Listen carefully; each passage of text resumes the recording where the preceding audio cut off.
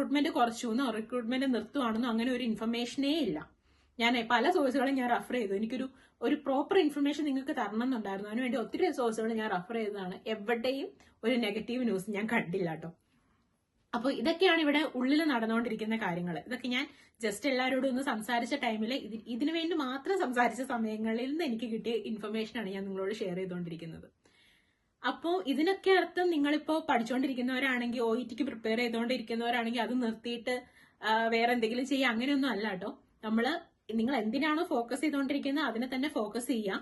പക്ഷെ നമ്മൾ റിയാലിറ്റി എപ്പോഴും അക്സെപ്റ്റ് ചെയ്യേണ്ട ഒരു കാര്യമല്ലേ. ഇതൊക്കെയാണ് ഇവിടെ നടന്നുകൊണ്ടിരിക്കുന്നത് എന്നുള്ളതും കൂടെ നമ്മൾ മനസ്സിലാക്കുക. ഈവൻ നിങ്ങൾക്കൊരു ബെറ്റർ ഓൾട്ടർനേറ്റീവ് ഓപ്പർച്യൂണിറ്റി കണ്ടുപിടിക്കാൻ പറ്റുമെന്നുണ്ടെങ്കിൽ അതിലും കൂടെ ഒന്ന് ഫോക്കസ് ചെയ്യുന്നത് നല്ലതായിരിക്കും. അതുപോലെ ഇപ്പോൾ OET ഒക്കെ പഠിച്ചുകൊണ്ടിരിക്കുന്നവരാണെങ്കിൽ ഇതൊന്നും കേട്ട് ഡിമോട്ടിവേറ്റ് ആവേണ്ട കാര്യമില്ല. പ്രത്യേകിച്ച് OET, IELTS പോലെയുള്ള കാര്യങ്ങളൊക്കെ നമ്മൾ പഠിക്കുമ്പോൾ